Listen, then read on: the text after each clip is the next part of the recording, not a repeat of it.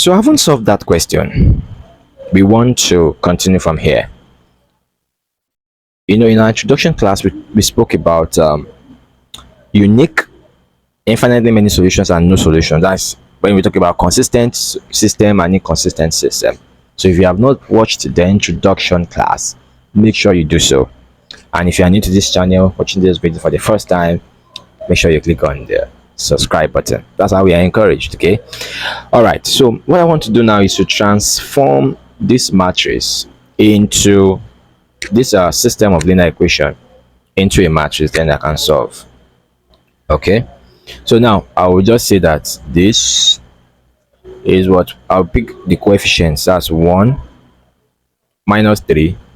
That's 1. Okay. Then I'll pick the values, which of the answers. Minus 6. I'll pick 2, 1, and minus 1. That's for the z, then minus 1. I'll pick 1, 1, and 2, and 3. That's for the last one. So I've successfully transformed my system into a matrix. So for me to solve this, I have to reduce it to echelon form. So when I reduce to echelon form, it will be very easy for me to, to solve.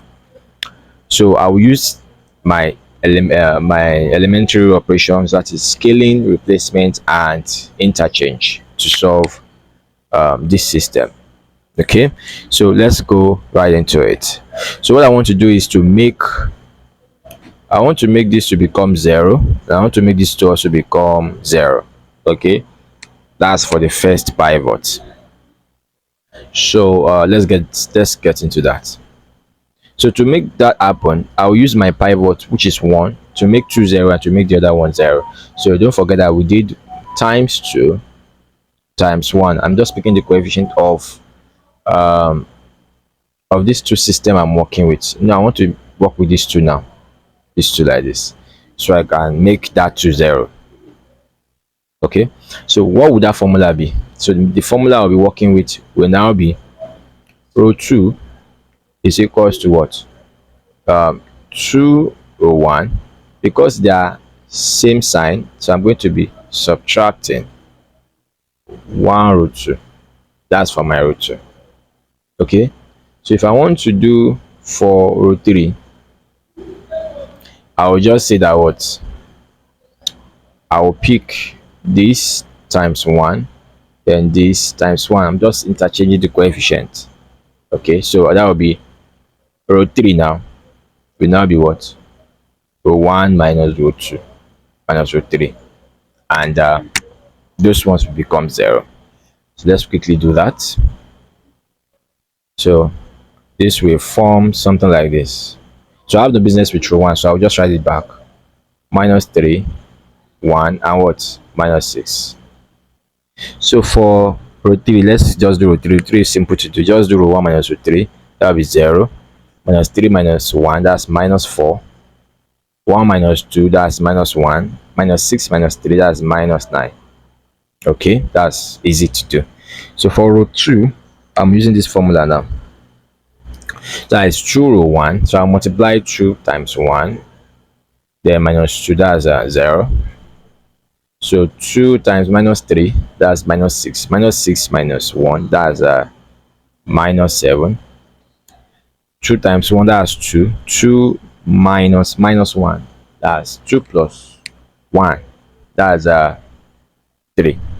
Okay, then I will do 2 times minus 6, that's minus 12. Minus 12 plus 1 now, that's minus 11. Are you following? So we are one step ahead. So this should go. So my major concern now is to make the next pivot to the right now from the row that we stated, that this is the next pivot, and I want to make I actually want to make this 4 to become what? To become 0. So to do that, I'll create a formula. So I'll just have to multiply both by the coefficient. So this is times 4, this is times 7, because I'm dealing with these two guys. So I will interchange the coefficient just like I did for the first one. So the formulas I'm now creating will now be what? For root 3 now. For root 3, I will now have 4 root 2. Now, 4 root 2, they are different, they are same sign, minus minus. So I'm still going to use a minus. So minus 7 root 3. Is that okay? So our new matrix now, I don't have business with 1 and root 2, so I will just write them back. 1 minus 3, 1 minus 6, 0 minus 7, 3 minus 11. So this is why I have work to do. So this will still remain 0 because 0 there will be down. This will now be our 0, which is our main focus. So the remaining two parts is what we are going to have to calculate. Okay, so 4 root 2, that is 4 times 4 times 3, that's 12. Okay, minus 7, that's plus 7, that's 19. Okay, then for the other side, 4 root 2, that is minus 44, minus 44 plus 7 times 9, that's 63. So I have 63. So minus 44, you can plug that into your calculator. Minus 44 plus 63, that is going to be 19. Okay, so we have been able to reduce the system into echelon form, which is very simple. So we can now start from the bottom to get whatever we want to get. So don't forget that this is your x, this is your y, and this is your z. So which means that from the matrix, bringing it back to linear, so 19z is equals to 19, which means that what? Z is equals to 1. Okay, so I have minus 7y plus root 2 now. 3z is equals to minus 11, and I know that z is 1, so that is minus 7y plus 3 times 1 is 3 equals to minus 11. So bringing that to the other side, I'm going to have minus 7y is equals to minus 14, which means that y is equals to 2. Then for the last part, there, which is xyz, so x minus 3y plus z is equals to minus 6. So I don't know what x is, so I already know that y is 2, that's 6, and plus 1, which is equals to minus 6. So x is equals to minus 6, taking this one to the other side, plus 6 minus 1, which translates that x is equal to minus 1. So we've been able to use matrix to solve this system of linear equation. And for us to see that, let's write the solution set. So the solution set will now be what? This is how to write the solution set. X, y, and z, okay, will now be minus 1. What's our y? 2 and what? 1. These are our solution set. So what do you observe? That each answer is what? They are all unique. So in this case, you call it a unique solution. So it is unique, and it is what? Consistent. Because for it to be consistent, it is either unique or what? Infinitely many. But now in this case, it is what? Unique.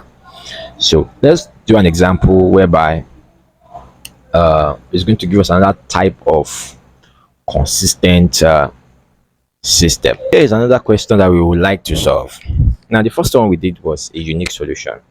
So again, you are going to transform this system of linear equation into a matrix. That's the first thing you want to do, right? So that would be 1, 2, minus 1.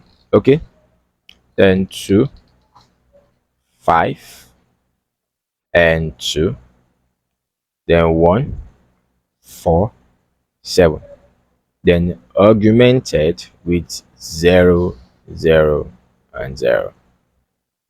Now, this type of system is called um, homogeneous system. Why do we call it homogeneous system? Because all the b, I wrote an equation earlier that a1 x1 plus da da da an xn is equals to b. So all your b is 0. That's what is called an homogeneous system. So this is an homogeneous system. So that doesn't affect anything. So we are going to reduce this into echelon form, then decide the type of system it is. So let's solve. So to do that, I want to change 0 to 2 to 0 and 1 to 0. Okay. So it means I'm going to multiply this by 2 and I'm going to multiply this by 1. And I'll use my SSS or DSA. Okay, so SSS or DSA. So for row 2, the formula will be 2 row 1. Of course, they are same sign, so I'm going to subtract. Then row 2. Then for my row 3, what would that be? I'm going to multiply again by their coefficients from the pivots. Okay, so that will be times 1 times 1. They are what? Same sign. So it's going to be row 1 minus row 3. And we'll move from there. So I have no business with row 1. So just row 2 and row 3. So I have something like this. 1, 2 minus 1, 0. So let me do row 3 because that's very simple to do. So 1 minus 1, that's 0. 2 minus 4, that is minus 2. Minus 1 minus 7, that's minus 8. Then this remains 0. So for row 2, 2 times 1 is 2 minus 2, that's 0. You get it now? So 2 times 2 here, that's 4. 4 minus 5, that's minus 1. Is that okay? That's minus 1. And what else? 2 times minus 1, that's minus 2. Minus 2 minus 2, that's minus 4. And this remains what? 0. So I've been able to change the entries below the first pivot to 0. So the next thing to do is to change the other one to 0. So how do I do that? I'll create the formula again. I want to make this to become 0. So very simple. I will just say that this times 2, this times 1, because this is not my new pivot. So that's what I'm going to be using. Just the coefficient without the sign. So they are still same sign, minus minus. I'm going to subtract. So my new formula for that one will be that row 3 will now be 2 row 2 minus row 3. Okay, so I would have something like this. So I have no business with row 1 and row 2. Yeah, take this out. Okay, so this is 1, 2, minus 1 and 0. 0 minus 1 minus 4, 0. So row 3 now, 0. So 2 times minus 1, that's minus 2. Minus 2 minus minus 2, that's 0. That's minus 2 plus 2, that's 0. Okay. So minus 2 times minus 4, that's minus 8. Minus 8 minus minus 8, that's 0. You see that? Then 0. So something is looking fishy. You observe that after we did this, we had 0 row. Now in this type of scenario, we have, this is where the explanation for the free and basic variable, that's where you come in. So this one is a pivot. So, and this is x1, right? This is x2, this is x3, and this is our b. Okay, don't forget that. So x1 has a pivot, so it's a basic variable. It has a pivot in its column. X2, this is a pivot here. It has a pivot in the column. So it's called, the x2 is also a what? A basic variable. But x3, here is where the pivot is supposed to be, but now the pivot is 0. So there is no pivot in the column of x3. So that makes x3 to become a free variable. Do you understand now? So that means if I want to make a statement about this, I'll say x1 and x2, they are what? They are basic variables. Okay. Then x3 is a what? Is a free variable. So how does that affect the answer? Free variable in the sense that it can assume any number. It's now very free to become any number, to assume any number.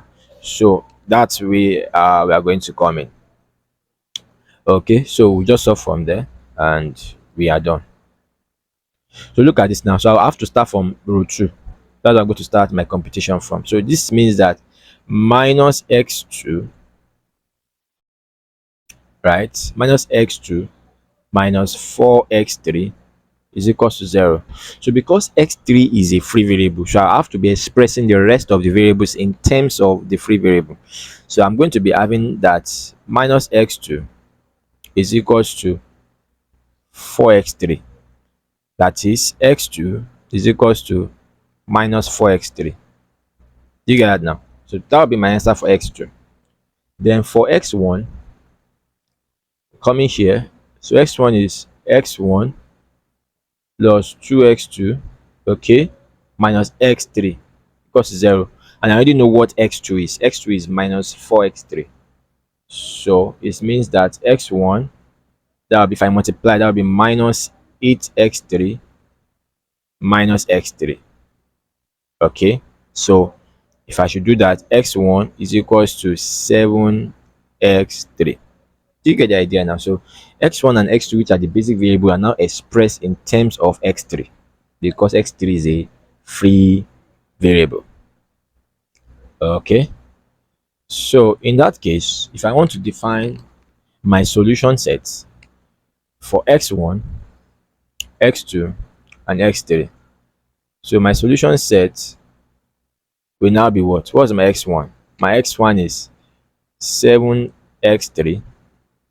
My x2 is minus 4x3. What's my x3? My x3 is x3, right? Good. So because my x3 is x3, to avoid having letters in our answers, we can give x3 a value, right? We can give x3 a value. So the way I like to do it is that since I know that my x2 is equals to minus 4x3, I can do it this way, that x2 over x3 is equals to minus 4 over 1. Is that not so? That means x2 is equals to minus 4 when x3 is equals to what? When x3 is equals to 1. Okay, so if I take my x3 to be 1, then the solution set will now be different. So since it's a free variable, you can decide to make it 2, you can decide to make it 3, your choice. So since it's a free variable, but for this video I'm making it 1 with this solution. So x1, x2, and x3 uh will now be 7 minus 4 and 1. Do you get it now? This kind of system is called a consistent system with an infinite many solutions, because a student can say I want to make my x3 to be 5, and that one can say I want to make my x3 to be 0, that to be 4, to be 2, to be 1, to be minus 2. So it is free. So that means we are going to have plenty options. That's why it is called infinitely many solutions. Do you understand? So let's move to a system that has no solution. Have you ever wondered if there is a solution, or if there is a system without a solution? This is an example.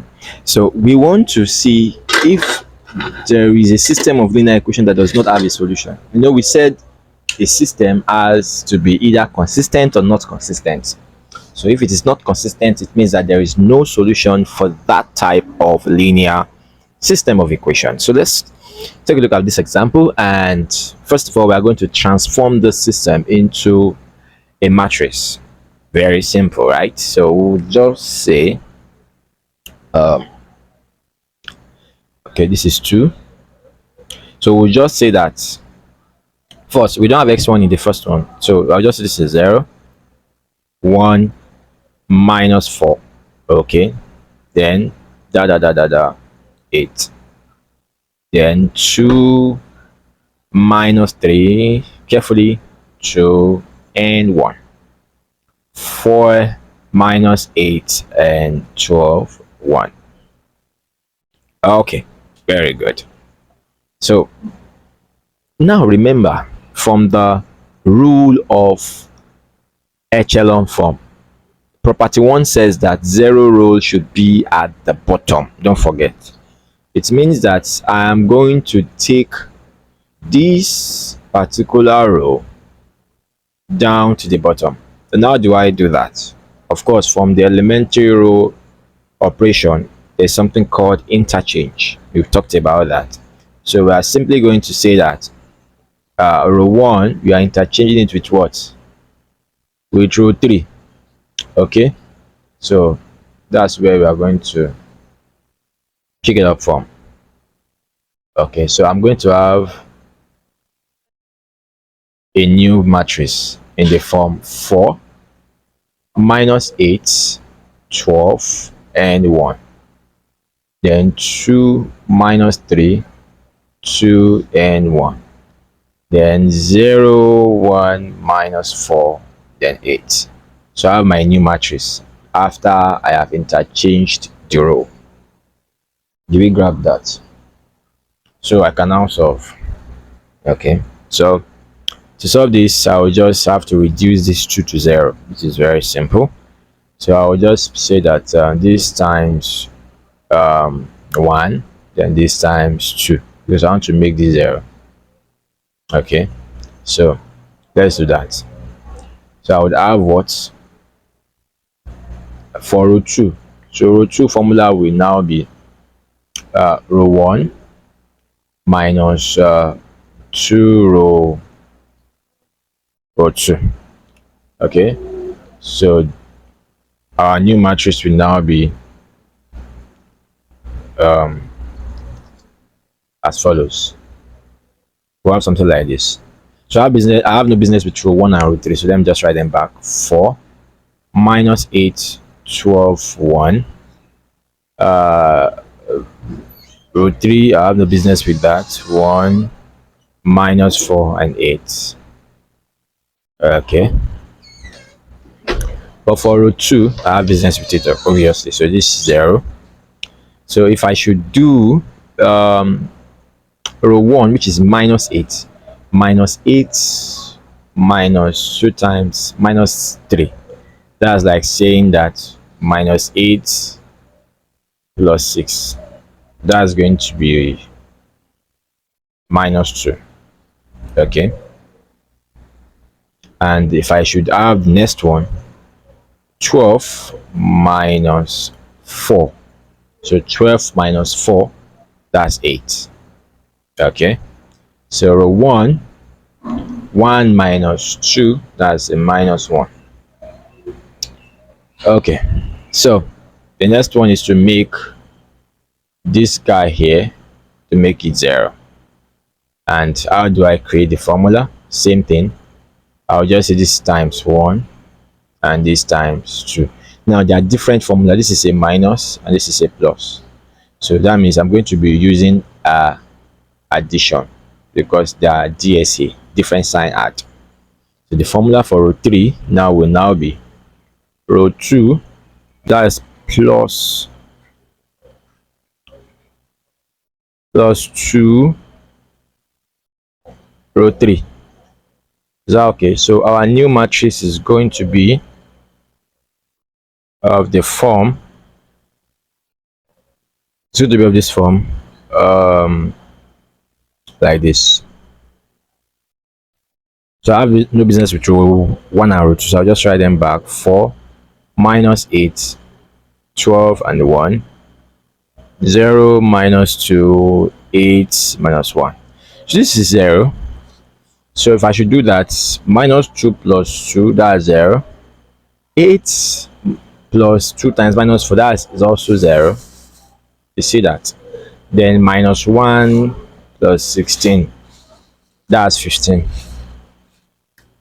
So now, mathematically speaking, you see that this is not consistent, because for what value of x that is 0, can you say that 0 x plus 0 y plus 0 z is equals to 15? Now that is not a consistent system, right? So our conclusion for this system is that it is what? It is not, it is not consistent. You get that now? So that's how to do. And since it's not consistent, no solution.